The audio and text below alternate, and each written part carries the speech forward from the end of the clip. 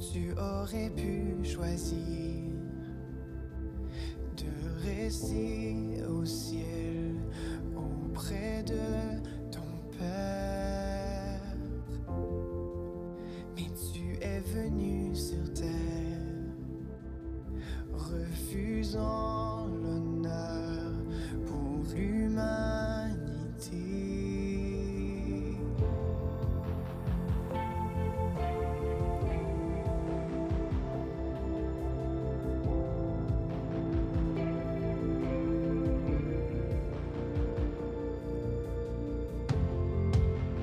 Tu aurais pu chérir la gloire éternelle auprès de ton Père.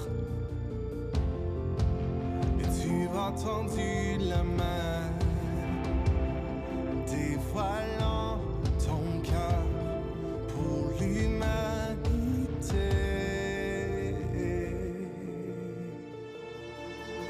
Alléluia,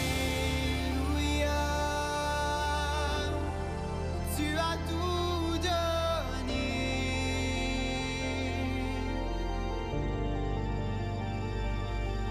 Rien n'est égal à cette passion démontrée à la croix. Tu es saint et élevé.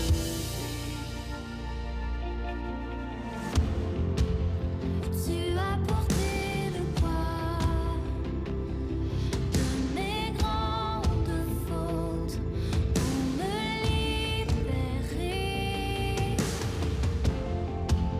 Et tu as gravi l'infâme bois, acquittant ma dette pour me délivrer.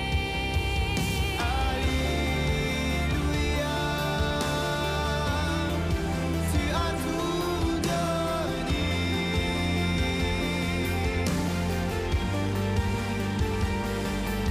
Rien n'est égal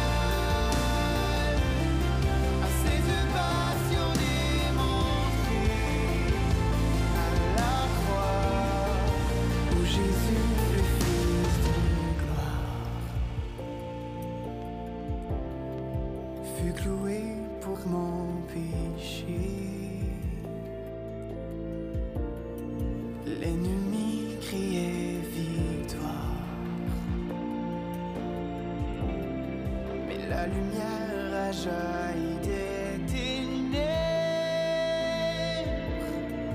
Tu es saint et élevé, car tu es ressuscité, tout puissant pour me sauver. Ton sang m'a racheté.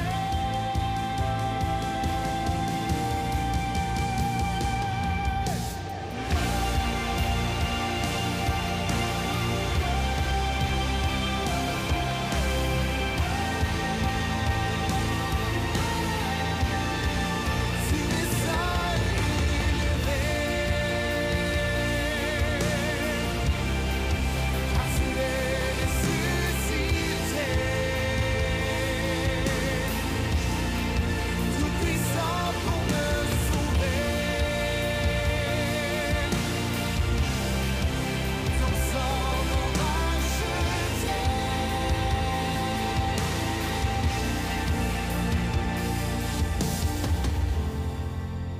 Ma vie t'est consacrée, je suivrai tes pas pour refléter ton cœur. Mon âme t'est livrée,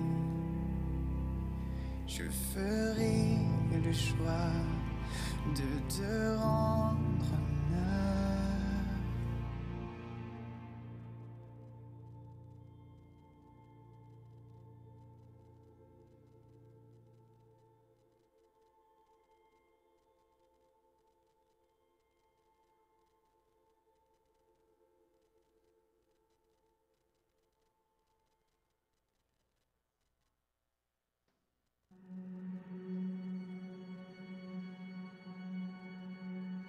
Tu as été fidèle, tu le seras encore.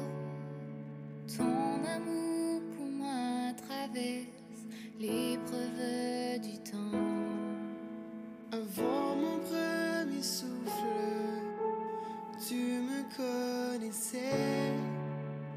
Tu as préparé pour moi des projets de bonheur. Non, jamais je ne serai trop éloignée, trop brisée pour revenir à la maison. Non, jamais je ne serai trop éloignée, trop brisée pour revenir à la maison. Tu m'aimes un amour infini.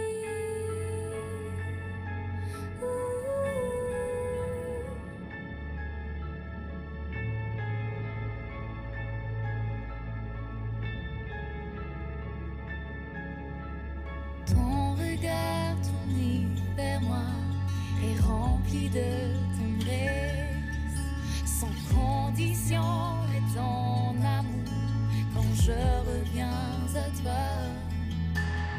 Tu es un bon père, tu prends soin de tes enfants, rempli de compassion et de miséricorde. Non, jamais je ne serai trop éloignée, trop brisée pour revenir à la maison. Non, jamais je ne serai trop éloignée, trop brisée pour revenir à la maison. Tu m'aimes d'un amour infini.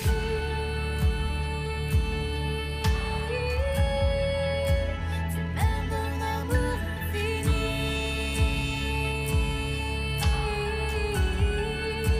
Tu m'aimes d'un amour infini. Oh, tu m'aimes d'un amour infini et sans limite.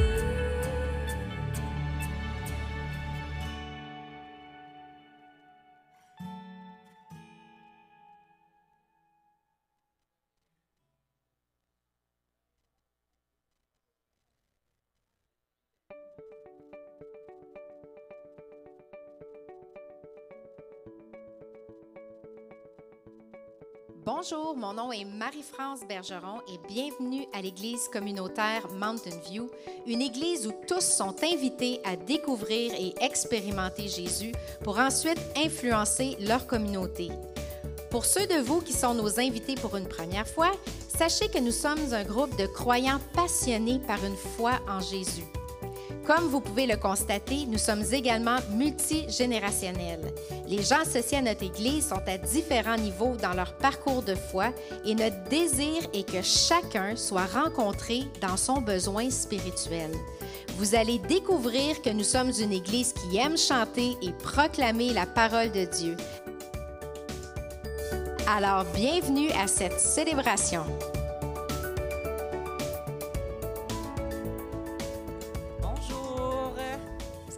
Bien. Il y en a deux qui vont bien. Est-ce que vous allez bien? Good. Bon, bienvenue à l'Église communautaire Mountain View. Pour les nouveaux, pour ceux qui nous regardent en ligne, plus tard, dans la rediffusion, bienvenue à l'Église. Puis ce matin, je veux vraiment faire quelque chose de différent. Je veux vraiment qu'on porte attention aux paroles auxquelles on chante ce matin, parce que souvent, tu sais, on vit des choses à la maison, il y a des choses difficiles, il y a des nouvelles qu'on n'aime pas du tout entendre.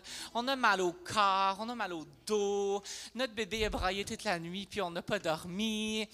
Et puis souvent, on arrive le dimanche matin puis on fait juste chanter pour chanter. Mais ce matin, j'ai vraiment pris des chants qui déclare des vérités sur qui Jésus est, sur qui Dieu est, sur qui notre Papa céleste est. Et puis, je veux vraiment qu'on prenne le temps, comme le premier chant nous dit, « Il est fidèle, il est glorieux, il est Jésus, notre espoir est en lui. » Est-ce qu'on le croit vraiment ou est-ce qu'on fait juste le chanter parce qu'on a le full band en matin et ça sonne bien? Fait que je vais vraiment prendre un temps entre chaque chant pour juste avoir une petite réflexion pour qu'on puisse vraiment réfléchir sur les paroles parce que ça dit que Jésus, le premier chant, change les cœurs. Il change tous les cœurs qui sont brisés. Donc, si vous avez un cœur brisé ce matin, Jésus peut vous le guérir. Si vous êtes malade ce matin, le chant nous dit et guérit, que Jésus guérit le malade. Donc, je prie qu'on puisse prendre un moment pour vraiment écouter les paroles et c'est imprégné en nous et puis vraiment passer ce temps personnel avec Jésus. Est-ce qu'on est prêt à faire ça ce matin? Moi, je veux qu'on pousse encore plus loin dans la louange. Je veux qu'on puisse s'imprégner des paroles et que ce soit vraiment vérité qui sorte de nos lèvres. Vous êtes prêts? Let's do it.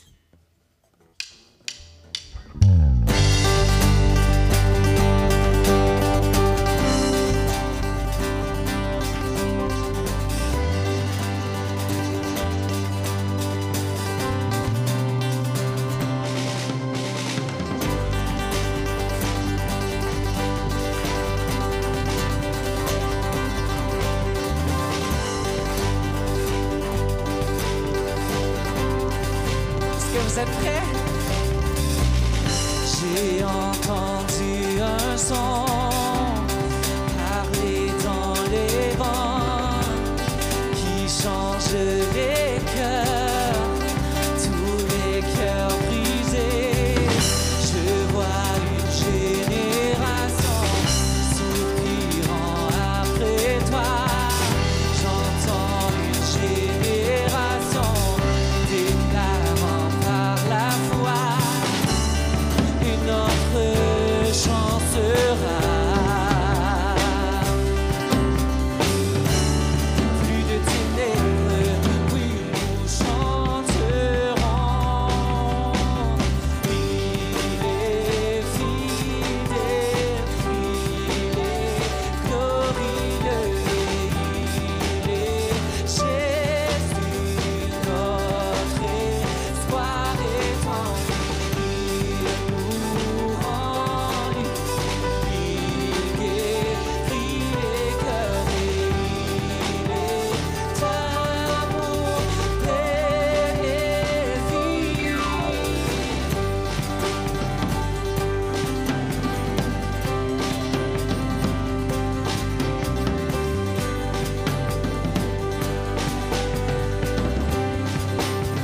Chantons, j'ai vu la lumière. J'ai vu la lumière, l'étoile du matin qui redonne la vue et guérit le malade. Je vois une génération remplie de puissance. Nous sommes une génération remplie de sa puissance. Et notre chant sera, il n'y a plus de ténèbres, plus de ténèbres, oui, où nous chanterons. Il est fidèle, il est glorieux et il est Jésus, notre espoir est en lui. Il nous rend libre, il guérit les cœurs et il est amour, paix et vie. Amour, paix et vie.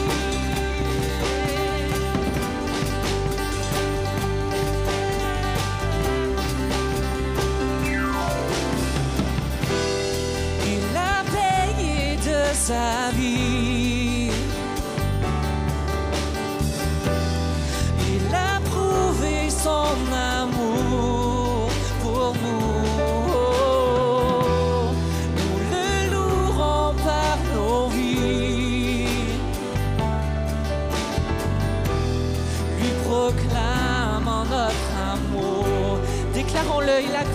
sa vie. Il a payé de sa vie. Il a prouvé son amour pour nous.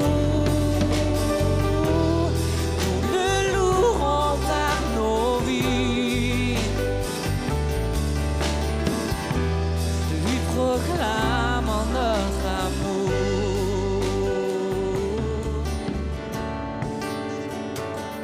Il est fidèle, il est glorieux et il est Jésus, notre espoir est en lui. Il nous rend libre, il guérit les cœurs et il est amour. Père, chantons, il est fidèle. Il est fidèle, il est glorieux et il est Jésus, notre espoir est en lui. Il nous rend libre, il guérit les cœurs et il est amour et vie.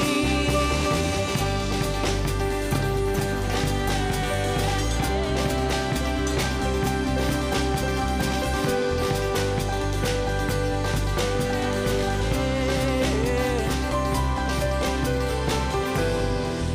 a payé de sa vie. Il a prouvé son amour pour nous. Nous le louerons par nos vies. Lui proclamons notre amour. Chantons, il a payé. Il a payé de sa vie. Oui, il a prouvé son amour pour nous. Et nous le louerons par nos vies. Lui proclamons notre amour.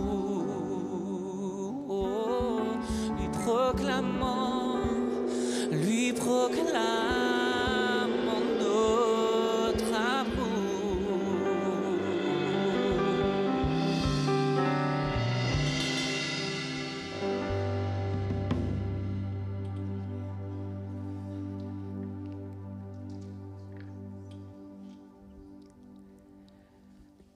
Le pont de ce chant-là nous dit, il a payé de sa vie. Il a prouvé son amour pour nous. Mais la prochaine phrase dit, nous le louerons par nos vies. Souvent, on est comme, OK, je comprends qu'il a payé de sa vie. Je comprends qu'il a prouvé son amour pour nous, mais souvent, c'est qu'on ne reflète pas ça dans nos vies. Souvent, c'est quand notre bébé il est réveillé toute la nuit, est-ce qu'on reflète son amour, sa paix? Peu importe ce que vous vivez ce matin,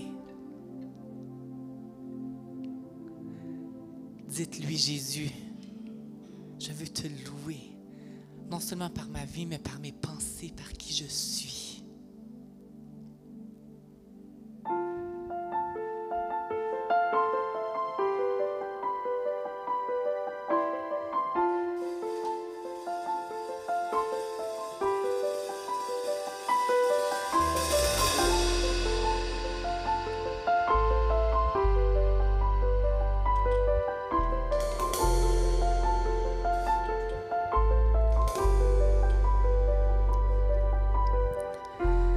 Notre Père éternel, toi qui as tout créé, Dieu tout-puissant, c'est par ton Saint-Esprit que Jésus fut conçu. Christ notre Sauveur. Oui, je crois en Dieu notre Père. Oui, je crois en Christ son Fils. Oui, je crois en ton Saint-Esprit, ô Trinité divine. Oui, je crois à la résurrection, que nous vivrons à jamais. Car oui, je crois dans le nom de Jésus.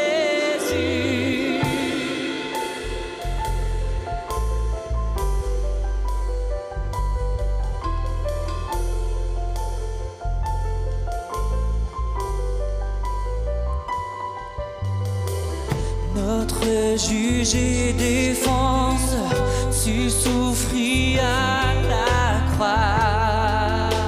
Le pardon est en toi. Descendu jusqu'aux ténèbres, tu es ressuscité,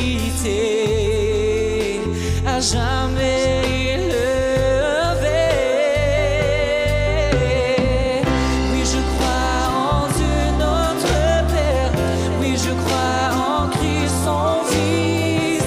Oui, je crois en ton Saint-Esprit, ô Trinité divine. Oui, je crois à la résurrection, que nous vivrons à jamais. Car oui, je crois dans le nom de Jésus. Oh oui, je crois en lui. Oui, je crois qu'il est vivant. Oui, je crois que Jésus est Seigneur. Déclarons-le ensemble. Oui, je crois. Oui, je crois en lui. Oui, je crois qu'il est vivant. Oui, je crois que Jésus est Seigneur.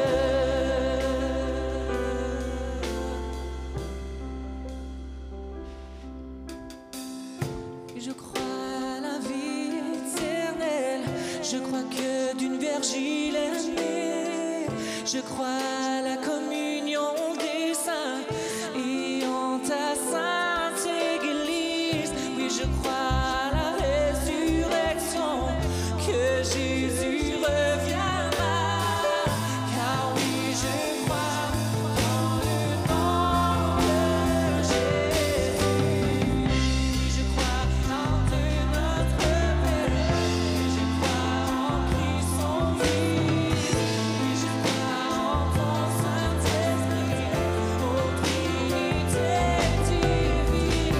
Oui, je crois à la résurrection, que nous vivrons à jamais. Car oui, je crois dans le nom de Jésus. Oh oui, je crois en lui. Oui, je crois qu'il est vivant. Oui, je crois que Jésus est Seigneur. Une dernière fois, crions-le si fort. Oui, je crois. Oui, je crois en lui. Oui, je crois qu'il est vivant. Oui, je crois que Jésus est Seigneur.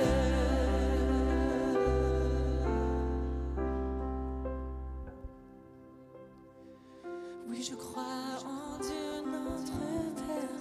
Oui, je crois en Christ son Fils. Oui, je crois en ton Saint-Esprit, ô Trinité je crois à la résurrection, que nous vivrons à jamais.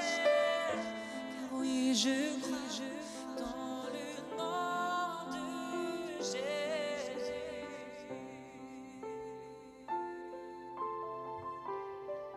Dans le nom de Jésus, je crois en son nom. Tu le vois, tu es au-dessus de toute circonstance. Et je crois en Jésus.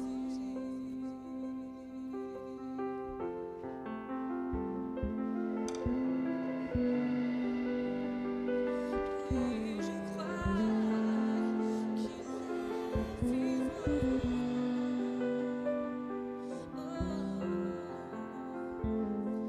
Que Jésus est Seigneur.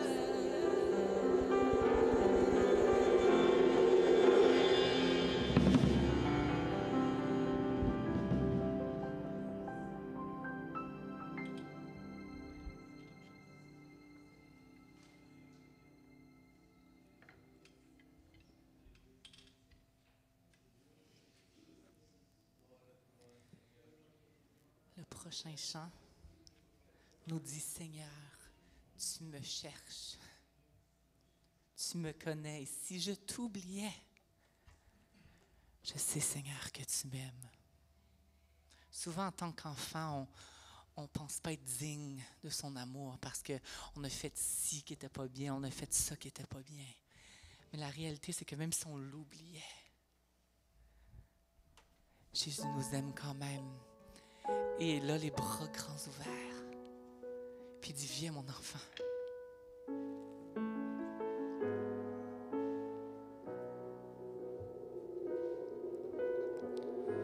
Seigneur, tu me cherches, tu me connais. Et si je t'oublie, je sais que tu m'aimes. Ta sainte présence, oui, elle m'environne.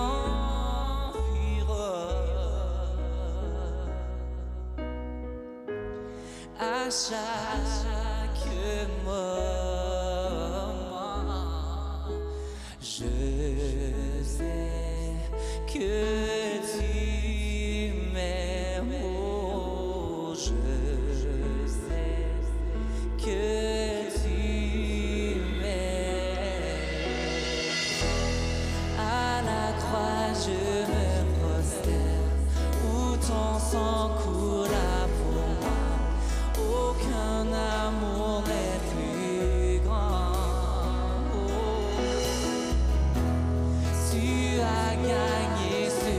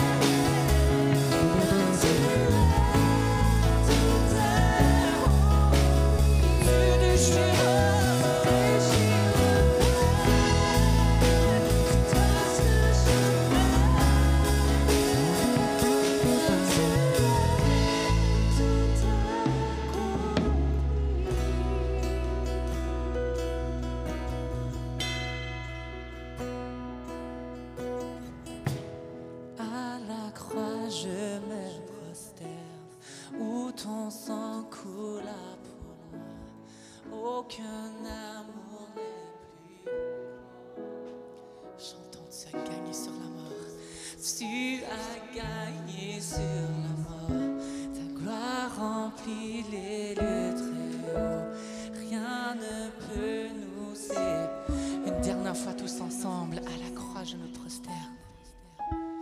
À la croix je me prosterne, où ton sang coule pour moi. Aucun amour n'est plus grand. Tu as gagné sur la mort, ta gloire remplit les lieux très hauts. Rien ne peut nous séparer.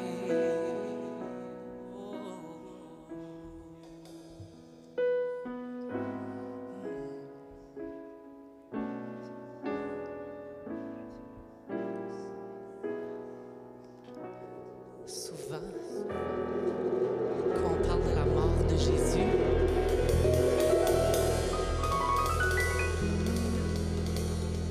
on est comme, oui, tu sais, je comprends. Depuis que je suis tout petit, on me l'apprend. Mais souvent, c'est qu'on passe par-dessus. On est comme, oui, il est mort pour moi, mais ça ne nous change plus, ça ne nous touche plus, ça ne nous fait plus rien. Mais ce matin, je voulais vraiment qu'on redevienne des enfants puis qu'on se dise, waouh, je suis tellement pas bon, je suis tellement pourri, mais il est mort pour moi quand même. Puis c'est pour ça que le dernier chant nous dit, tu es digne de tout, Seigneur. Car tout nous vient de toi et tout revient à toi. Tu mérites toute la gloire.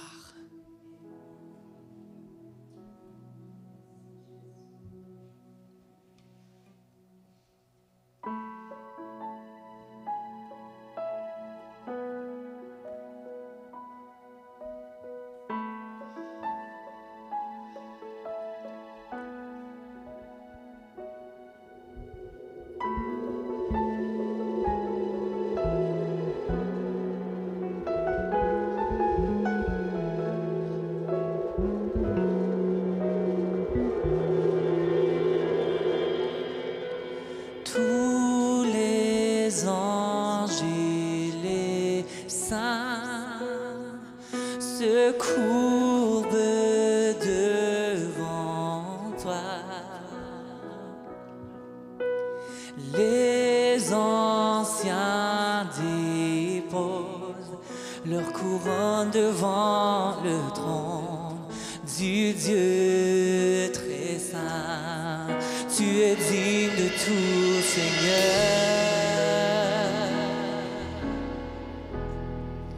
Tu es digne de tout, Seigneur.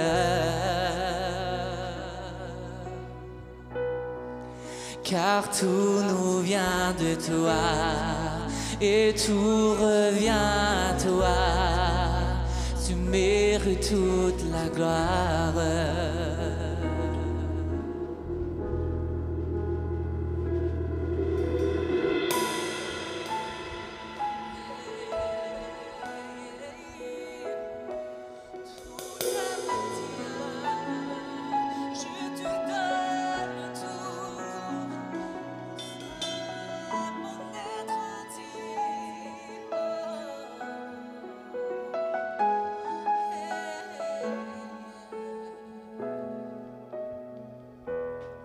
Tous ensemble, chantons.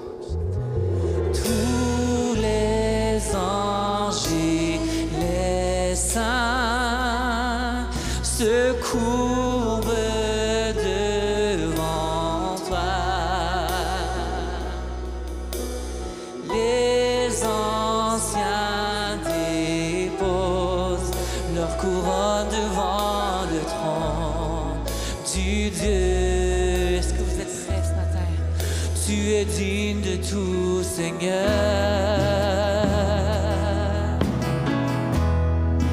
Tu es digne de tout, Seigneur.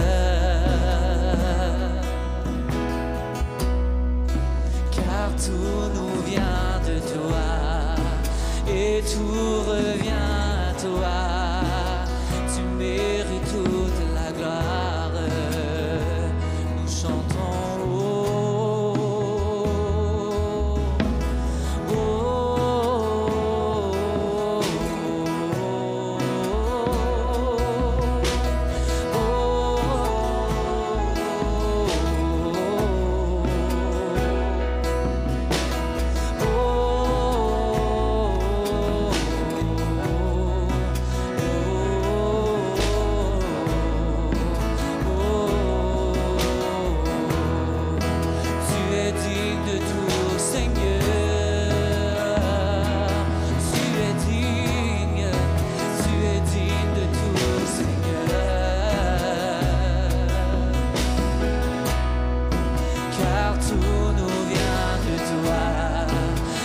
tout revient à toi.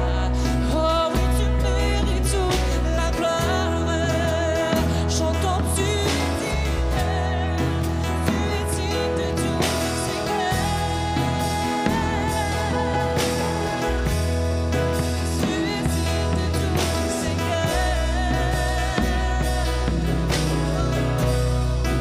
Car tout nous vient de toi et tout revient à toi. Tu mérites toute la gloire.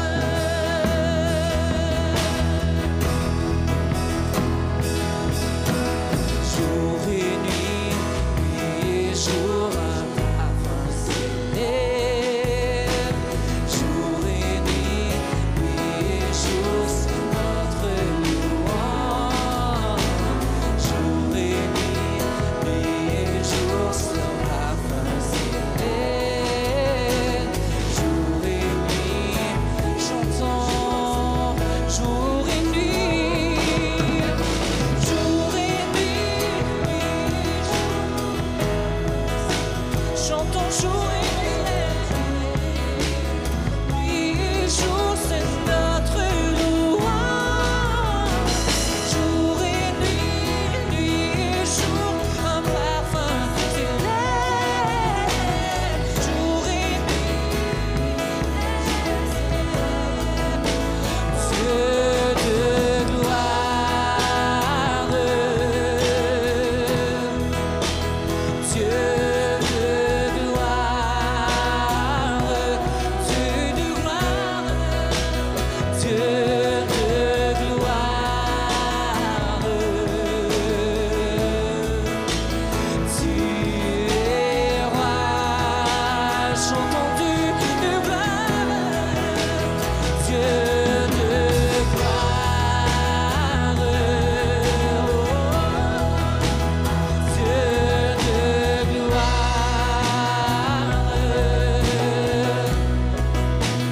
Dieu de gloire. Tu es roi. Tu es digne de tout, Seigneur. Tu es digne de tout, Seigneur.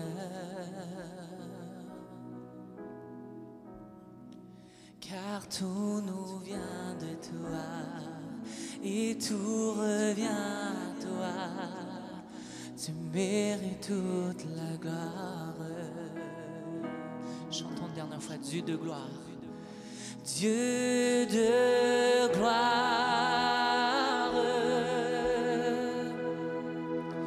Dieu de gloire,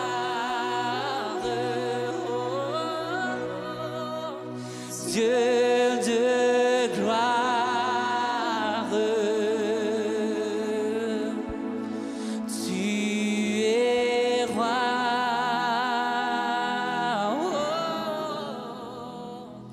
Dieu de gloire, Dieu de gloire,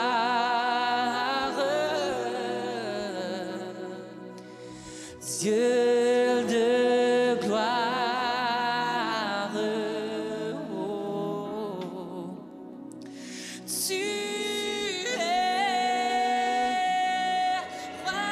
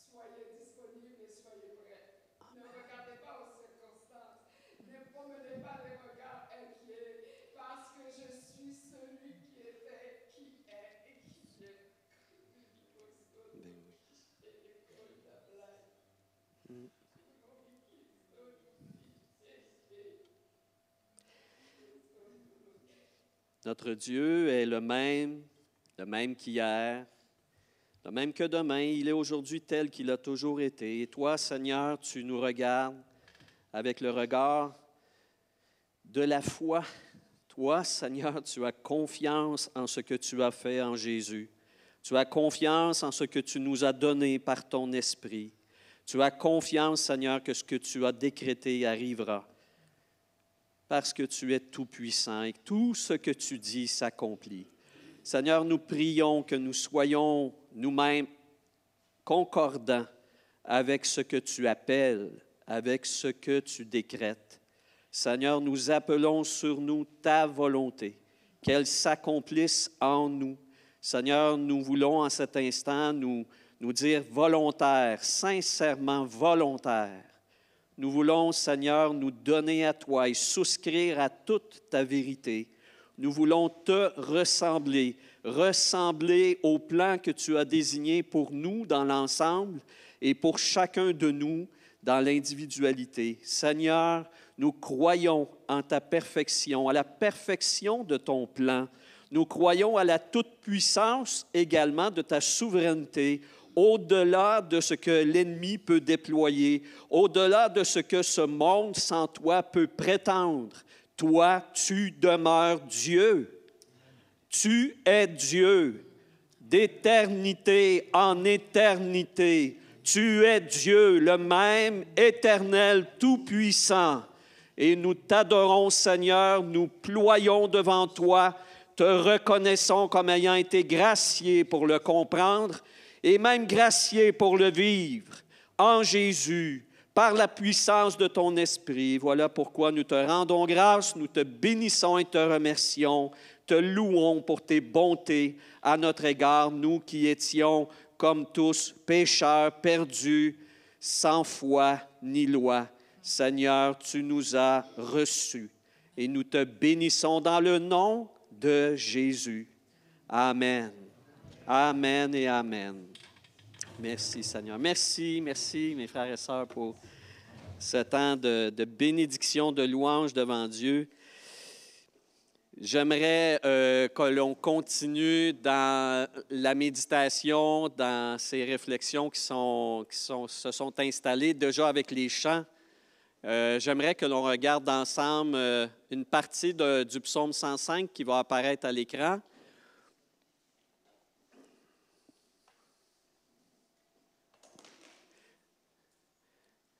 Je médite, comme déjà je vous en ai probablement parlé lors d'un message précédent au début de l'été. J'ai apporté un message sur le psaume 102, donc c'est même celui qui a précédé celui-ci. Dans le psaume 102, je vous racontais comment Dieu bénissait la prière du malheureux, celui qui pleure, celui qui crie, celui qui est déçu, celui qui est désabusé. Dieu l'appelle à prier malgré tout, à ne pas rester déçu et à l'invoquer. Et aujourd'hui, j'aimerais vous partager une portion du psaume 105. Camario, ça s'en vient, là, je pense. On a un petit problème technique. Voilà, bien, je l'ai dans ma Bible, ça donne bien. Je l'ai dans le texte ici, le psaume 105. Je commence ou... OK, parfait. Donc, la portion du psaume 105 que j'aimerais vous lire, c'est du verset 1 au verset 10. C'est presque entièrement cette portion du texte qui a été chantée par David au moment où l'Arche d'Alliance est revenue à Jérusalem. Si vous connaissez votre histoire de l'Ancien Testament, c'est un moment qui est extrêmement fort pour le peuple d'Israël de voir arriver cette fameuse arche construite au temps de Moïse, une arche qui avait été abandonnée, voire même prise par les peuples étrangers qui l'avaient garée comme ça dans un temple païen, et puis ils ont eu toutes sortes de malédictions. Bref, après un certain nombre de décennies, l'arche est revenue, est allée finalement dans son lieu, dans son siège à Jérusalem. Et David a fait une énorme fête et il a chanté des cantiques, 3 cantiques. Et le premier de ces cantiques-là, c'est le psaume 105. Et c'est un cantique extraordinaire dans lequel David installe les priorités de la vénération à Dieu. Comprenez-vous? C'est pour ça, la petite introduction, on dit que ce n'est pas un psaume comme n'importe quel autre. C'est un psaume qui établit les priorités de la vénération à Dieu. C'est grave, c'est important, c'est puissant comme parole. Alors, il commence comme ceci. Célébrer, je lis dans la version Nouvelle Bible Seconde, plus des changements que j'apporte au texte des fois. Célébrer le Seigneur, proclamer son nom. Ah, on l'a à l'écran, vous le voyez ici. Regardez, célébrer, en fait, quand on voit le Seigneur en français, c'est le tétragramme. C'est ainsi qu'on nomme les 4 lettres qui forment le nom de Dieu, Yahweh. Yahweh qui veut dire, je le mets entre parenthèses, l'Éternel présent. L'Éternel présent, celui qui est toujours là. Célébrer Yahweh, l'Éternel présent, proclamer son nom, chanter pour lui ce qu'on a fait, jouer-lui des psaumes, parler sérieusement de tous ses actes étonnants. Faites briller la sainteté de son nom sacré, que se réjouisse ainsi le cœur de ceux qui cherchent Yahweh, l'Éternel présent. Diapositive suivante. Ayez recours à Yahweh, l'Éternel présent, et recherchez sa force. Cherchez constamment sa face, c'est-à-dire enquêter sur l'étendue de sa personne, rappelez les choses étonnantes qu'il a faites, rappelez les prodiges et les jugements de sa bouche, vous, descendance d'Abraham, son serviteur, vous, fils de Jacob, c'est lui, Yahweh, l'Éternel présent, qui est notre Dieu. Ses décrets s'exercent sur toute la terre. Il ramène toujours à son esprit son alliance. Il se souvient de la parole qu'il a instituée pour 1000 générations, de l'alliance qu'il a conclue avec Abraham et de son serment à Isaac. Il a établi cela comme une loi pour Jacob, comme une alliance perpétuelle pour Israël. Et jusque-là, la lecture. C'est important pour David de rappeler au peuple que l'immense parenthèse temporelle qui sépare la célébration de Dieu avec l'Arche d'Alliance telle qu'elle était faite à l'époque de Moïse et aussi au temps de Josué, etc., qui a malheureusement été abandonnée dans la période des juges. Et puis on voit comment dans les livres de Samuel, tout ça va finir par tranquillement se rebâtir au fil des décennies. Bref, lorsque David, enfin, peut réussir à ramener l'arche, il dit à Dieu, Dieu s'est toujours rappelé de son projet. Dieu s'est toujours rappelé de ce qu'il avait institué à Abraham, Isaac et Jacob. Et voilà maintenant ces choses-là se font parce que Dieu est fidèle à son projet. Dieu est fidèle, même s'il y a des parenthèses temporelles qui peuvent durer des siècles, comme ça a été le cas pour eux à ce moment-là. Dieu a du souffle. Dieu a du souffle et Dieu peut finalement réinstituer ce qui était son projet premier. Mais j'aimerais ça qu'on médite spécialement sur ces paroles que vous allez voir ici, qui dit « Ayez recours à Yahweh, l'Éternel présent, et recherchez sa force, cherchez constamment sa face », ce qui se traduirait en français plus compréhensible. Quelle est cette notion-là de chercher la face de quelqu'un? Ce n'est pas essayer de mettre une image sur Dieu. J'ai déjà connu une certaine époque, dans une certaine église, on cherchait ça. Hein? On cherche la face de Jésus, on cherche la face de Dieu, on sait à quoi il ressemble. Ce n'est pas ça que ça veut dire dans la Bible. Ce que ça veut dire, c'est enquêter, chercher, sonder, scruter l'étendue de la personne de Dieu. C'est ça. L'objectif, c'est de connaître Dieu, comme il est dit dans les premiers versets, hein, que se réjouisse le cœur de ceux qui sanctifient son nom sacré. Et sur la base du nom, c'est-à-dire de la personne de Dieu, de son caractère, de ce qu'il déploie dans sa personne, sur cette base-là, on doit se réjouir, on doit bénéficier finalement de toutes les grâces qui sont celles de Dieu. Alors, pour moi, ça, c'est c'est quelque chose d'important ces derniers mois, beaucoup à cause des psaumes, beaucoup à cause d'Exode 34 notamment, dont je vous ai déjà parlé au début de l'été, à travers un message où je parlais de la harpe à 10 cordes, puis où dans Exode 34, Dieu nomme 10 caractéristiques de sa personne. Et sur ces caractéristiques de Dieu, tu dois fonder ta foi en lui. Tu dois comprendre qui est Dieu et là-dessus, tout doit fonctionner dans ta vie. Mais ce que je voudrais ajouter à cela, c'est que plus nous connaissons Dieu, mieux nous pouvons le représenter aussi. Parce que ma vie de foi reflète qui est mon Dieu. Ben même c'est pour les gens qui ne sont pas croyants, leur vie reflète leur Dieu, n'est-ce pas? La vie de quelqu'un va refléter que son Dieu, c'est l'argent. La vie d'un autre va refléter que son Dieu, c'est son pouvoir, c'est son orgueil, c'est sa puissance, c'est ceci, c'est ça. Ta vie raconte qui est ton Dieu. Mais imaginez, c'est la même chose pour un croyant. Ta vie chrétienne reflète qui est Dieu. Est-ce que moi, en regardant la vie que tu mènes comme croyant, je peux déduire que le Dieu bien celui de la parole? Il le faudrait. Ma vie reflète ma vision de Dieu, qu'on le veuille ou non. Qu'on le veuille ou non. Si je corrige la vision de Dieu que j'ai avec la parole, si je corrige la vision de Dieu, je libère en moi un témoignage plus vrai. Et ça exige, c'est constant, ça exige un travail constant de guérison. Un petit peu comme les vers. Moi, cette semaine, je suis allé me faire, comment est-ce qu'on dit donc, tester ma vue, un examen de la vue, puis j'ai besoin de correction.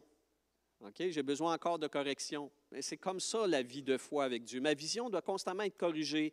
On ne doit pas prétendre qu'on sait tout, qu'on comprend tout et qu'on a tout intégré. On doit constamment rechercher, comme David le dit dans le psaume 105, qu'il appelait le peuple à le faire, considérer le nom sacré de Dieu, considérer qui il est dans sa personne et manifestons en nous cette identité-là de Dieu. Manifestons-la, parce que plus nous connaissons Dieu, mieux nous pouvons le représenter. Alors j'espère que vous êtes d'accord avec ça, parce que c'est le projet de Dieu. Mieux nous connaissons Dieu, mieux nous pouvons le représenter. Donc, c'est un appel qui doit être incessant. Bon, en tout cas, concernant ça, les corrections de la vue ou corrections de la foi, j'ai appris quelque chose récemment. Et c'est parce que le mois de septembre s'en vient, je ne veux pas vous faire de peine, mais l'automne arrive. Il y a quelqu'un qui est content, c'est bien. Et je ne sais pas si c'est pour les pommes, je ne sais pas si c'est pour les couleurs. On peut aimer l'automne pour différentes raisons. Il y a toutes sortes de belles raisons pour lesquelles on peut aimer l'automne. Moi, l'automne, ça m'excite un peu. Vous allez dire que c'est bizarre un peu, mais c'est comme ça. Parce qu'il y a les fêtes de l'Éternel qui sont très importantes à l'automne, qu'on ne célèbre pas comme chrétiens, là, mais en tout cas desquelles je tire beaucoup d'espérance. Je tire beaucoup d'espérance de la triade des fêtes juives qui commence au mois de septembre, qu'on parle de Rosh Hashanah, de Yom Kippour, qu'on parle de la fête des tentes, des tabernacles là, aussi qu'on appelle, là, mais c'est des fêtes qui ont une énorme importance dans le calendrier de Dieu, dans le temps que Dieu a instauré éternellement. C'est des fêtes que Dieu a dit, ces fêtes-là sont perpétuelles, elles ont un témoignage à apporter. La preuve en est Pâques. Pâques où on sacrifiait l'agneau sans tache. Et cette fête-là était accomplie en qui? En Jésus. Elle a son accomplissement. Pentecôte, première moisson offerte à Dieu. On offre les premiers fruits de la terre, de la moisson de la terre à Dieu. Ça s'est accompli comment? La Pentecôte, où 3000 âmes se sont converties. L'Esprit Saint est descendu. Le peuple a été consacré. Alors, il y a les fêtes du printemps ont été accomplis en Jésus et dans l'Esprit. Maintenant, il reste les fêtes d'automne. Et moi ça m'excite tout le temps. Je suis toujours... Alors bon, Je me demandais, c'est quand ces fêtes-là? Quand sont-elles? Parce que c'est jamais la même affaire, c'est pas comme Noël, ça c'est pas fixé 25 décembre, mais comme ça, c'est des fêtes lunaires. Donc, dans notre calendrier, nous, qui est un calendrier solaire, ces fêtes-là se déplacent d'une année à l'autre selon les phases de la Lune. Donc, c'est jamais la même chose. Alors, bon, je fais une recherche, puis là, je me dis, j'aimerais ça avoir un calendrier juif chrétien, parce que ça existe maintenant, merci Seigneur. Il y a des Juifs qui sont maintenant disciples de Jésus. Et c'est tellement extraordinaire. Bien, vous savez, je ne vous en informe pas, mais c'est toujours fascinant de voir ça. Il y a un retour tout à fait fabuleux, des Juifs, même orthodoxes, qui se convertissent à Yeshua HaMashiach. Et il y en a qui tiennent ça secret en plus. J'ai vu des affaires cette semaine, je capotais, je me disais, « Ouah, c'est donc bien malade! » Des orthodoxes, ceux-là qui sont très différents physiquement, par leur apparence, qui étudient les Écritures. Eux, ils vivent là-dedans. Et il y avait des témoignages à l'effet que des grands rabbins, même il y en a un, celui qui est le plus grand des rabbins, qui est mort en début des années 2000, à l'âge de 106 ans. Il a eu la révélation de Yeshua à la fin. Il l'a laissé sur un papier, en tout cas, bref. Puis à ses proches, il l'avait dit, « Je sais que le Messie, c'est Yeshua, mais il m'a donné la grâce de le garder pour moi. » C'est bizarre à dire, mais il y a d'autres rabbins présentement. Il y a un homme interrogeait, c'est un Américain qui est juif, qui est allé en Israël, il a rencontré certains rabbins, il leur parlait, puis il leur disait, parce que celui-là, il croyait, mais il dit, pourquoi vous ne le dites pas que vous croyez que Jésus, il est le Messie? Pourquoi vous ne le dites pas? Parce qu'il dit, c'est la pression. C'est la pression parce que là, présentement, tu es citoyen d'Israël, parce que tu es juif, en tant que juif de nature, de chair, tu es citoyen. Écoute, si tu deviens un paria, tu perds tout, là. Tu ne perds pas seulement l'assentiment, la gentillesse des gens autour de toi, tu es un traître à la nation. Tu es maudit. Puis il dit, cette lourdeur-là, c'est dur à porter, puis il y en a qui, tout en sachant pertinemment que Yeshua, Jésus de Nazareth, il est le Messie. Ils le savent. Le Juif, il disait, écoute, il y a des dizaines de rabbins à Jérusalem. Ils le savent maintenant, que Jésus, il est le Messie. Mais il dit, pourquoi ils ne disent pas? La pression présentement, c'est comme, ils ont trop de pression, puis ils le gardent pour eux. C'est fou, mais OK, on peut en être déçu. On peut dire, bien, c'est décevant. Oui, mais nous autres aussi, des fois, on garde notre Jésus pour nous dans certaines situations où on sent qu'on va se faire ridiculiser. On est beaucoup à baisser pavillon, n'est-ce pas? Pour bien moins que ce que les Juifs auraient à payer. Allô, vous me suivez? Pour bien moins que ça, on va se taire.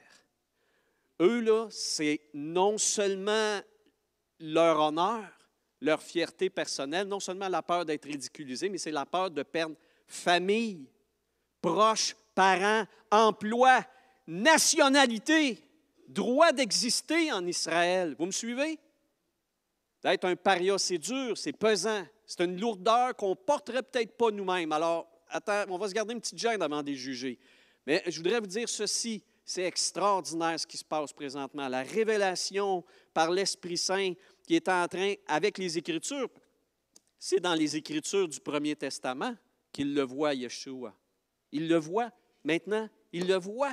Ça a été voilé pendant des siècles et maintenant, ça sort, le Messie leur apparaît en vision, sinon même que, comme je vous disais, dans les Écritures, et ça devient une évidence. Mais en même temps, mes frères et mes sœurs, c'est sûr que, j'en discutais encore avec Anne en m'en venant ce matin, parce qu'on parlait du calendrier et tout ça, mes petites aventures.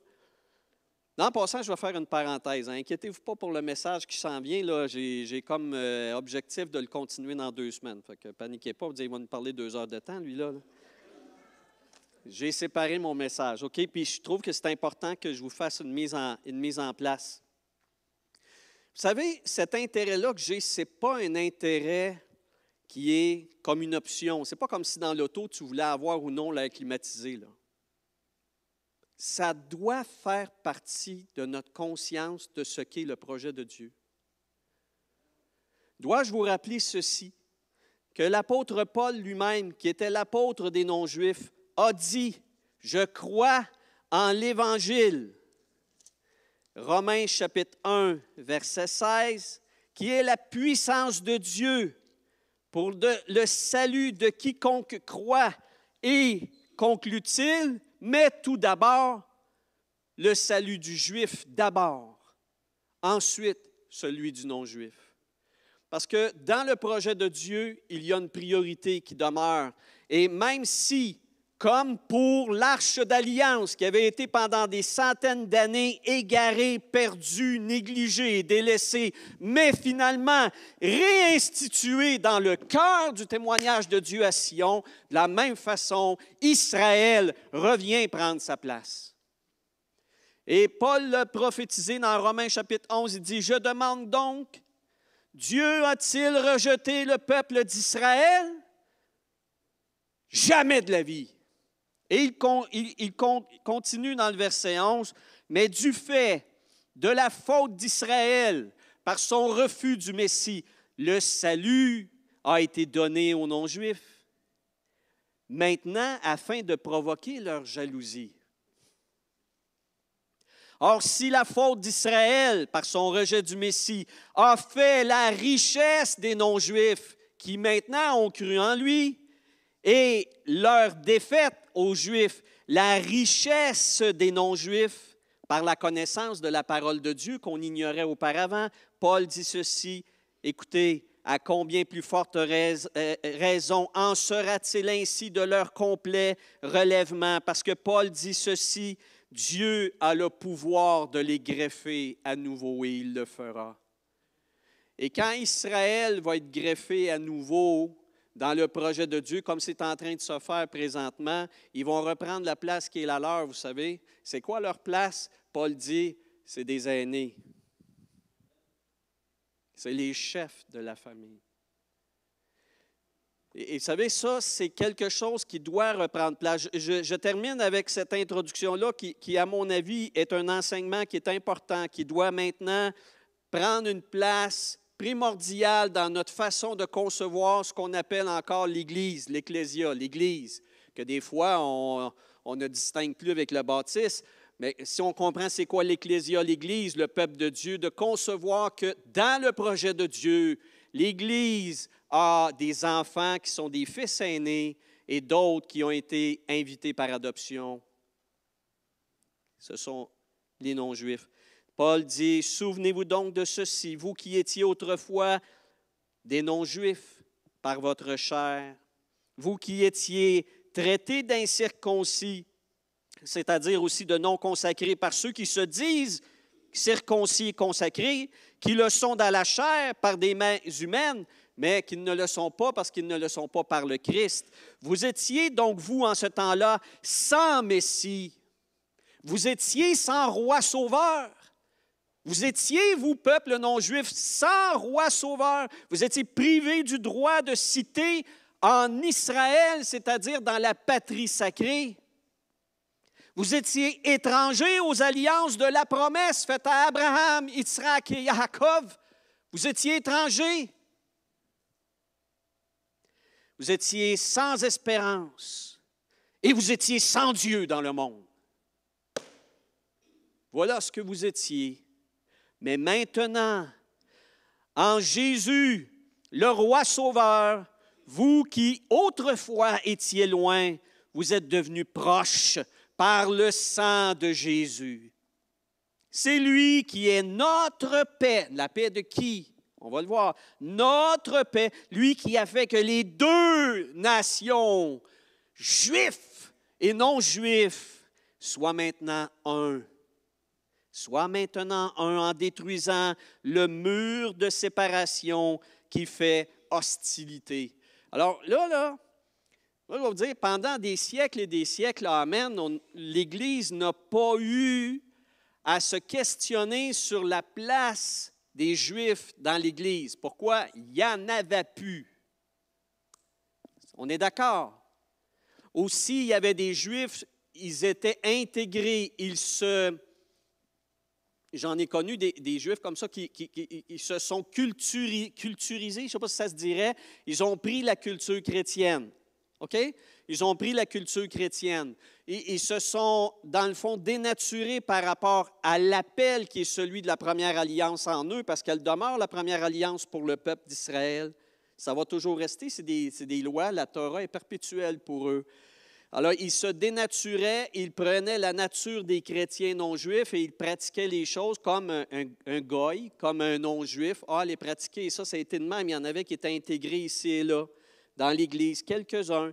Mais ce qui s'est produit dans le dernier siècle, un peu, avec quelques éléments de conversion, déjà dans les années 1940, 1950, il y a eu des Juifs et il y a eu des mouvements Jews for Jesus qui ont été nés. Il y a des mouvements comme ça d'évangélisation qui ont été même partis, qui ont été débutés en Israël et le fruit maintenant lève.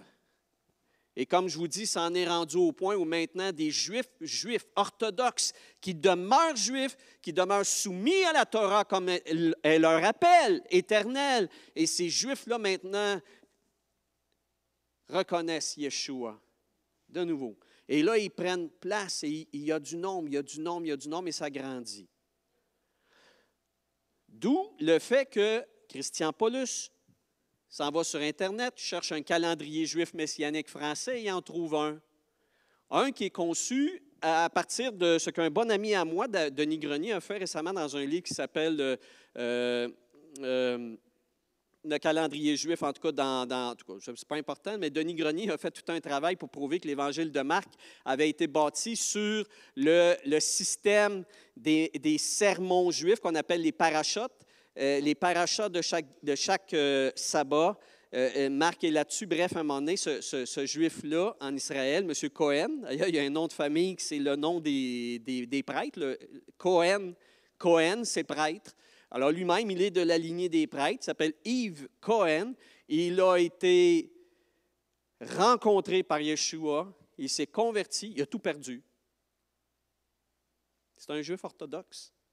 Il a tout perdu, sa famille, ses proches, son travail, endetté, parce qu'entre eux, ils se soutiennent financièrement. Quand tu veux partir une business chez les Juifs, ils vont te passer de l'argent, puis souvent sans intérêt, ou presque pas. Puis c'est juste que quand tu es renfloué et ta job fonctionne, mais tu rembourses quand tu peux. Mais imaginez quand tu sors de ce système-là, tu perds tout, tu leur dois tout. Tu es dans la rue. Et lui, il a vécu ça pour la gloire de Yeshua. Il a tout abandonné. Donc, M. Cohen a ce calendrier que j'ai sous la main. Ça n'a pas tardé, il m'a envoyé ça via billet d'avion que j'ai payé. Je ne suis pas allé le chercher, mais je l'ai reçu. Calendrier messianique, 5782, 5783. Ça, c'est les dates annuelles du calendrier juif. Évidemment, elles ne sont pas en 2022 ni en 2023. Mais bref, c'est une foule de renseignements qui va bien au-delà de juste aujourd'hui, nous sommes le 28 août ou quoi que ce soit. Là, c'est tous les enseignements qui vont avec ça, les enseignements avec les fêtes, etc., etc. Bon, même l'alimentation, et j'ai du travail. Mais, écoutez, je vois que sur son site, il y a des enseignements, des séminaires, c'est des vrais Juifs. La vérité de la vie de foi avec Dieu, pour eux, c'est de connaître Dieu, connaître sa parole. Ils étudient. Ils enseignent. Lui, il y a des séminaires. Et là, je clique dessus, tu sais, curieux, je dis, oh, il y a un séminaire sur tel sujet, j'aimerais ça. Puis là, ça dit, oups, il y a quelque chose qui apparaît, vous ne pouvez pas suivre le séminaire parce que vous n'êtes pas inscrit. Fait que là, il faut que je m'inscrive. Moi, je pensais que c'était une formalité, mon nom, prénom, adresse, etc. Non. Oui, après cela, identité, il y a un texte de Yeshua qui dit, Yeshua dit de ne pas donner les perles aux pourceaux. Alors, vous ne serez pas admis tant que je ne vous aurai pas posé quelques questions. J'ai dit, tabarouette, c'est clair, il veut savoir si je suis un porc, c'est spécial. Il veut savoir si je ne suis pas digne, si je suis un impur, si les vérités qu'il va me livrer, il va me les livrer pour rien, il va me compliquer pour que ça ne donne aucun résultat. C'est dur d'entendre une parole comme ça, mais maintenant tu dis, OK, je comprends la mentalité juive. C'est ça. Eux sont porteurs d'un témoignage, ils ne vont pas le donner à n'importe qui. Es-tu sérieux? Puis là, ils me posent quelques questions. OK, bien ça, c'est sur le site Internet. Et entre autres, il y a celle-ci. On peut excusez, pendant ce temps-là, j'ai oublié de demander le changement. Bon, ça, c'est le fameux calendrier. Puis la suivante, il me pose cette question dans le texte. Dites-nous un peu plus sur votre attente. Que représente pour vous Abraham, Yitzhak et Yaakov? Ouf! je l'ai d'en face, là, tu sais, je suis comme, qu'est-ce que je dois dire? Parce que Abraham, Isaac et Jacob, c'est les patriarches d'Israël, c'est les pères de la nation. Hein? Que pensez-vous de Jacques Cartier et de Samuel de Champlain? Je pourrais y jaser là-dessus, moi. Mais que pensez-vous d'Abraham, Isaac et Jacob, même si je sais que c'est des personnages primordiaux, c'est très important dans la Bible. Avec moi, quel rapport? Or, vous savez, Dieu est béni. Dieu est mon enseignant. Parce que dans les semaines précédentes, dans l'été, j'avais médité le psaume 105. Et dans le psaume 105, ça dit ceci, prochaine diapositive, et j'avais été accroché par le Saint-Esprit là-dessus. Dans le psaume 105, on a ces paroles. Dieu ramène toujours à son esprit son alliance. Il se souvient de la parole qu'il a instituée pour 1000 générations. Et là, David explique, il se souvient de l'alliance qu'il a conclue avec Abraham, de son serment à Isaac, et tout ça, il l'a établi comme une loi pour Jacob. Et moi, dans mes méditations le matin, comme je vous dis, je prends du temps.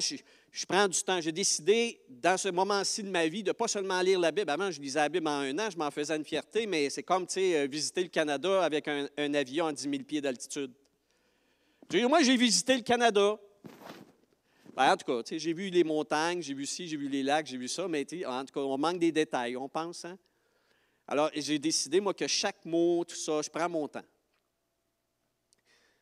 Et là, j'avais décidé de m'arrêter. Je me dis, pourquoi le psaume 105 revient sur ça, Abraham, Isaac, Jacob, et là, qui dit l'alliance par rapport à Abraham. Là, je suis allé étudier dans Genèse 12, la Révélation, Genèse 17, tout ça. Qu'est-ce qu'il y avait de particulier par rapport à ce pacte? C'est un pacte, c'est un contrat qu'il a pris avec Abraham. Et là, j'ai été béni de ça, vu dans le Nouveau Testament, les liens, etc. Isaac, le serment. Pourquoi serment à Isaac? Pourquoi ça? Et j'avais étudié, j'avais été béni par rapport à ça, l'aspect différent par rapport à Abraham. Et enfin, ce que Dieu a décrété comme étant une loi pour Jacob. Et là, je suis allé revoir un petit peu Jacob. Et en quoi est-ce que ça, tout ce qui avait été fait par Abraham, Isaac, Dieu a décidé de décréter comme loi perpétuelle pour Jacob? Pourquoi Dieu dit ça? Qu'est-ce que je dois comprendre là-dedans? Bref, j'avais médité là-dessus.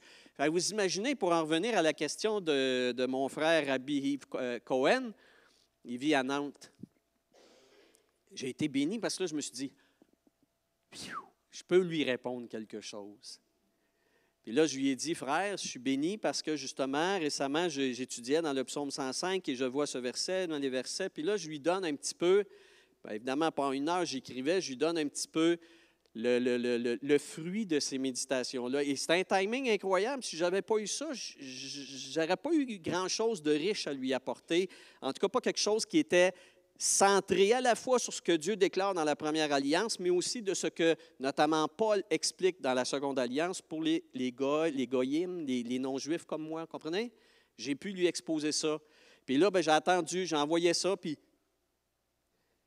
quelques jours après, c'est ça, dans la même semaine, ça c'était lundi, vendredi, boum, je reçois ça, puis avec une feuille sur le dessus, puis « Sois béni de l'Éternel, mon frère, etc. » Voici, je t'envoie. Il m'en a envoyé 3 calendriers en plus de ça. La bénédiction 3 fois, Abraham, Isaac, Jacob, j'ai eu 3 calendriers. Et là, tu sais, j'ai été comme l'étudiant qui attendait les résultats de son examen. Et là, j'ai eu ma petite étoile, j'ai eu A+, tu sais, c'est comme, ouf! Mais j'ai béni le Seigneur. Le timing de Dieu qui m'a fait méditer les psaumes, qui m'a donné la grâce de comprendre des choses à ce moment-là, que j'ai pu répondre à ce moment-là. Vous allez dire, mon doux, c'est peut-être que vous n'avez pas cette même... Je ne sais pas, vous n'êtes pas pointilleux comme moi à ce sujet-là, mais moi, je le suis à cause des convictions qui viennent des textes que je vous ai lus plus tôt dans Romains et dans Éphésiens, qu'il faut absolument qu'on réussisse à refaire un avec les Juifs messianiques. Puis il faut leur donner la drive qui est la leur. Puis déjà, j'ai vu une conférence du monsieur, j'ai écouté, puis déjà, j'ai été « wow ». J'ai été complètement jeté à terre par rapport juste à un aspect que lui a vu dans les évangiles par rapport à Jésus. Jésus, le Nazaréen notamment. Puis écoute, il parle 1 heure là-dessus, puis je pense qu'il a parlé une fin de semaine, j'ai pogné juste une conférence. J'étais à terre. Je me disais, mais je suis un ignorant. Je suis un ignorant. Jamais j'ai pensé que Jésus, Yeshua le Natsar, Yeshua le Natsar, jamais, comment si tu veux que je m'arrête à ça, je ne comprends rien. Lui, il explique comment dans la tradition juive, le Nassar, voici ce que c'est dans la tradition juive. Après, il t'explique toutes les réactions qu'il y avait dans le peuple par rapport au fait que Jésus était appelé Yeshua le Natsar. Puis moi, je dis, mais, hey, nous, on n'est pas pantoute à cette pleure-là, là, tu sais. On est vraiment sur le dessus de la pleure d'orange, on n'a pas pogné le jus encore. Vous me suivez? Puis là, c'est là où tu dis, oh, merci Seigneur, on a-tu des affaires à apprendre? On a des choses à apprendre. Vous dites, mais ça te donne de quoi savoir ça? Ça me donne que je connais Jésus. Dans une révérence que je n'ai jamais compris avant, cet aspect-là, moi, comprendre que Jésus, quand il arrivait, qu'il charriait avec lui, cette autorité-là, cette sainteté-là, le Natsar, tu sais, c'est comme les Juifs savaient la gravité et la grandeur de ce terme-là. Puis c'est vrai dans les textes originaux, quand tu vas dans le grec, c'est vrai, c'est écrit comme ça, c'est Jésus Nazoréen. Jésus Nazoréen. C'est pas Jésus de ça a été traduit pendant des siècles. Il est Jésus de Nazareth. C'est pas ça dans le texte original. Je suis allé revoir. C'est vrai. Mais pourquoi est-ce qu'on traduisait ça, Jésus de Nazareth, comme si c'était tout simplement une indication de son origine locale? C'est pas ça du tout. C'est une indication de son autorité spirituelle. Il est un Natsar. Il est le Nazaréen, celui qui est complètement consacré à Dieu. Il est le consacré consacrant.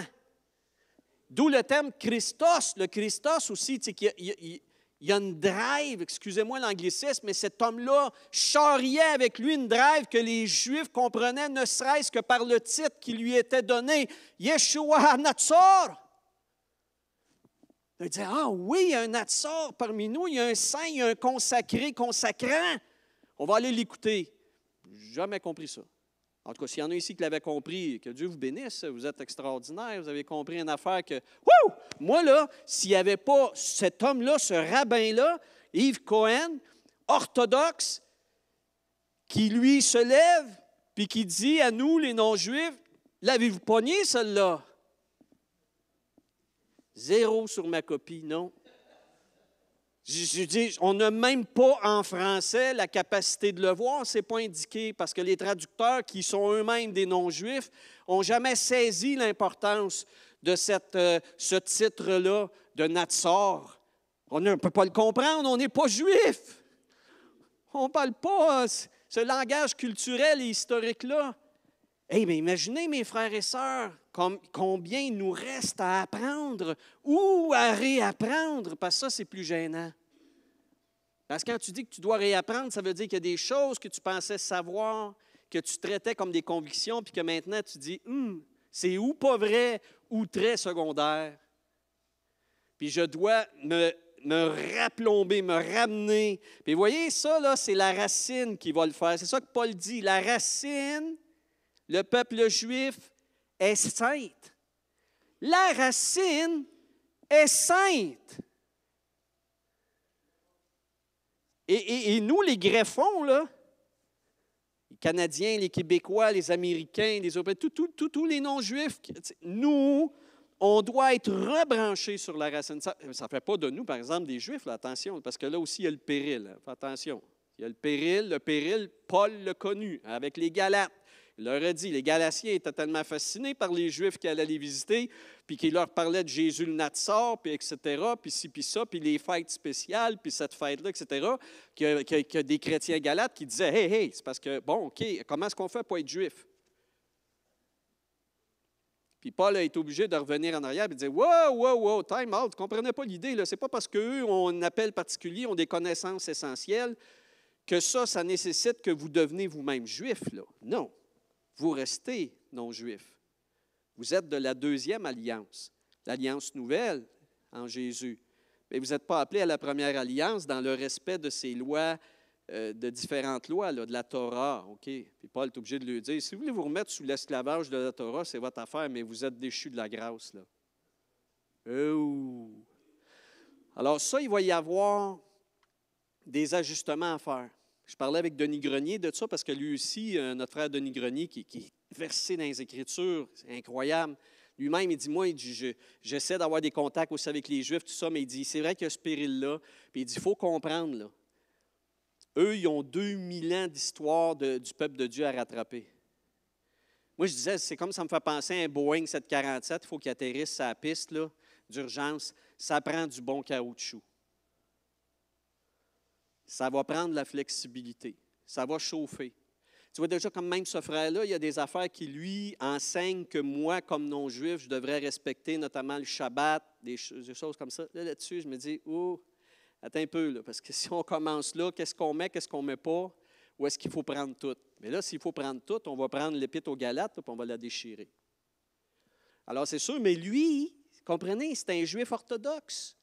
Toute sa vie est vécue sur la Torah, avec les 613 commandements à appliquer constamment. Fait que lui, il nous regarde, les goyim, les non-juifs, qui se disent du Mashiach.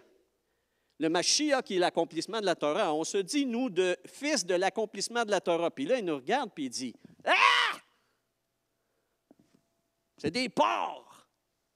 C'est des impurs! Ils font ça, ils mangent ça, ils célèbrent ce jour-là, ils oublient les célébrations de Dieu qui sont perpétuelles et éternelles, ils font ci, ils font ça. Comment est-ce qu'il peut me reconnaître? Comment il peut m'accepter? » Et je vous dis, c'est sûr que dans les prochaines années, peut-être même décennies, il va y avoir du travail de regreffage. Là. Je ne sais pas si vous avez déjà essayé de faire une greffe. Là. Ça ne pogne pas toujours. Mais il va falloir beaucoup ensemble de caoutchouc. Il va falloir beaucoup de flexibilité. Puis il va falloir beaucoup de respirer. Il va falloir être comme Dieu, avoir des longues narines, respirer par le nez, pas se laisser scandaliser trop rapidement. Tu sais, comme moi, ce frère-là, c'est sûr, je peux l'écouter, mais il y a des affaires, je me dis, ah, ça, je ne suis pas sûr, là. Mais t'es mon frère, ça, c'est clair. Tu connais Yeshua dans des aspects que moi, je n'ai jamais pensé honorer. C'est bien, c'est bien. Lui, il est content pour moi. Il a vu qu'il y avait un goy, il y avait un non-juif qui avait compris qui était Abraham, Yitzhak et Yaakov. Il était content, il était béni, il m'a béni. Mais je suis content. Mais là, il y a plein de détails à arranger. Comprenez-vous? Mais ça, c'est quelque chose d'extraordinaire. Bon, avec tout ça, je n'ai pas commencé le message. Il me reste combien de temps? C'est fini? Le temps est écoulé. Bien, écoutez bien. Regardez la prochaine diapositive. Et on va travailler là-dessus la prochaine fois. Bon, d'où il est 11h30. Vous avez chanté bien trop longtemps.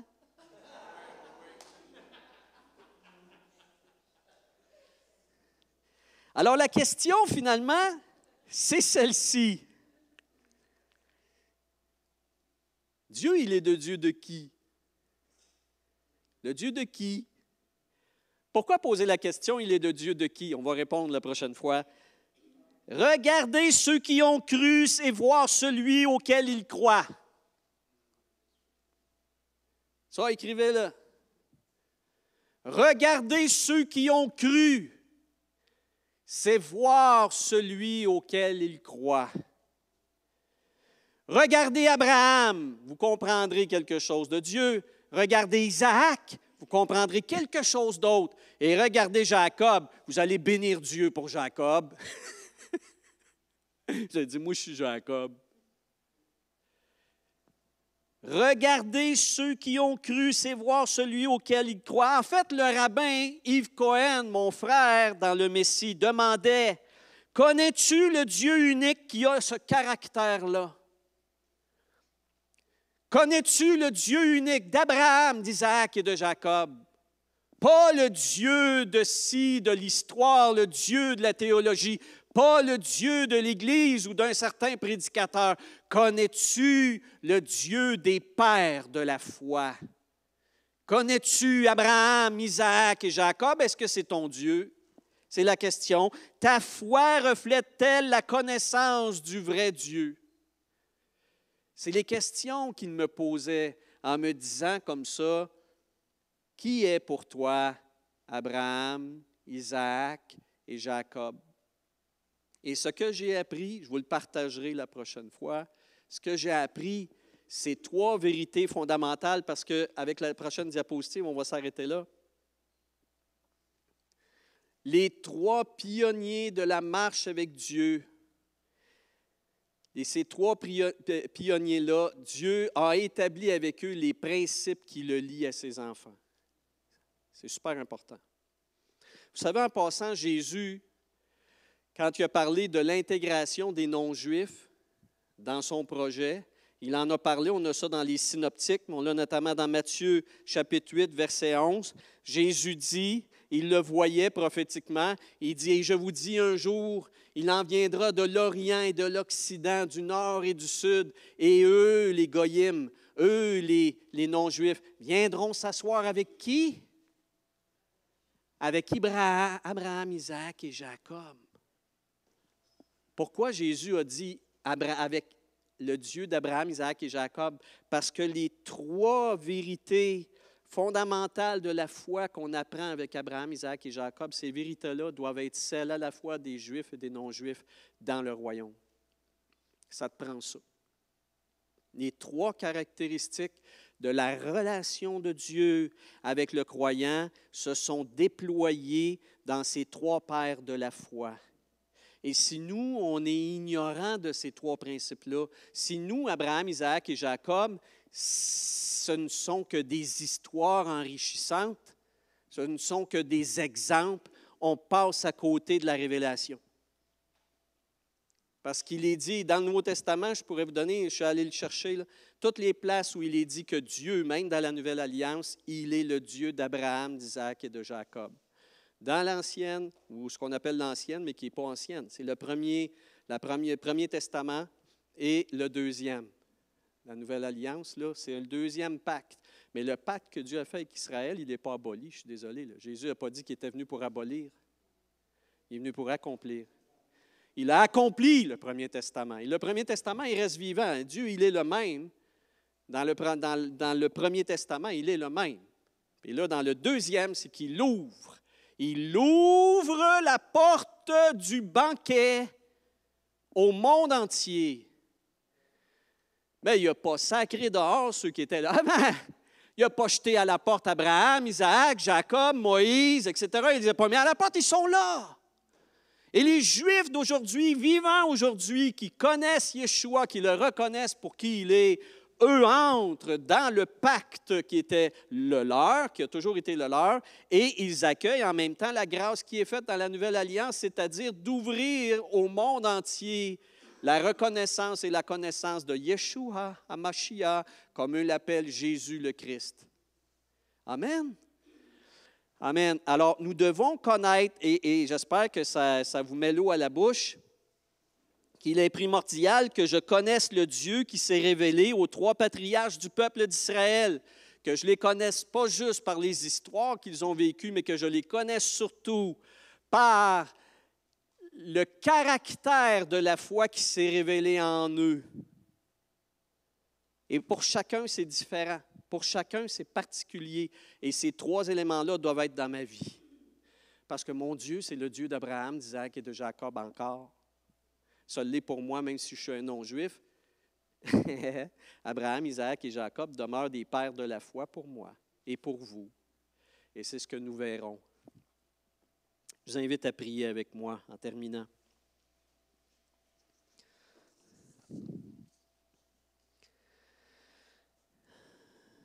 Seigneur, plus nous te connaissons, mieux nous pouvons te représenter. Plus nous te connaissons, mieux nous pouvons te représenter. Et nous aimerions, en tant que communauté, puis aussi individuellement, te faire cette prière, que nous te connaissions mieux, afin que ceux qui nous voient voient qui tu es. Afin que ceux qui nous voient voient qui tu es véritablement. Alors, Seigneur, corrige notre vision, et avec ta parole, comme ces vers que j'ai, des vers correcteurs, que ta parole soit comme ces vers correcteurs et que je vois plus clairement qui tu es dans ta personne, ton caractère et tes rapports, tes liens avec nous, tes enfants. Seigneur, c'est urgent. Viens corriger notre vision de qui tu es, afin que ceux-là même qui viennent d'Israël, ceux-là qui sont sauvés par toi, du peuple juif, qu'en nous voyant, ils te reconnaissent. Qu'en nous voyant, ils sachent que nous sommes frères et sœurs. Qu'en nous voyant, il n'ait pas de recul en disant, mais quel est ce Dieu, cette idole auquel ils croient? Quel est ce Dieu facétieux? Quel est ce Dieu qui n'est pas conforme à la loi, qui n'est pas conforme à la révélation? Seigneur, non, qu'ils ne disent pas cela. Vraiment, Seigneur, révèle-toi à nous, corrige notre vision de ta personne, ramène-nous aux enseignements fondamentaux des pères de la foi, des patriarches qui ont marché avec toi, même malgré leurs péchés, malgré leur ignorance, parce que tu as fait d'eux des piliers de la révélation. Seigneur, nous prions qu'Abraham, Isaac et Jacob, qui sont avec toi déjà, qui vivent avec toi, qui sont déjà là, vivants auprès de toi, que leur témoignage, comme les récompenses qu'ils ont reçues, soient intégrés clairement à nos vies, à notre esprit, à notre connaissance. Seigneur, nous voulons être au bénéfice de ce qu'ils ont vécu avec toi, parce que c'est la promesse que tu nous fais en Jésus, que nous soyons co-héritiers des promesses faites à Israël, parce que tu as bien voulu nous recevoir et nous adopter. Nous te bénissons, Seigneur, nous te bénissons dans le nom de Jésus. Nous te rendons grâce, Seigneur, pour ton esprit qui nous rend saints, qui nous sanctifie, nous rend dignes de porter ton témoignage, et nous demandons justement que l'Esprit Saint nous conduise dans toute la vérité, nous révélant qui est Jésus, qui est ce Jésus qui veut atteindre non seulement les nations, mais qui aussi en ces jours qui sont les nôtres, est en train de se révéler à nouveau à Israël, et nous te bénissons pour cela. Sois loué, Seigneur, sois loué, glorifié pour toutes ces choses. En Yeshua, nous te bénissons. Amen. Amen et amen. Alors, à la prochaine. Oui, merci, Seigneur. Merci, Dieu. Soyez bénis. Bonne semaine. Bonne semaine.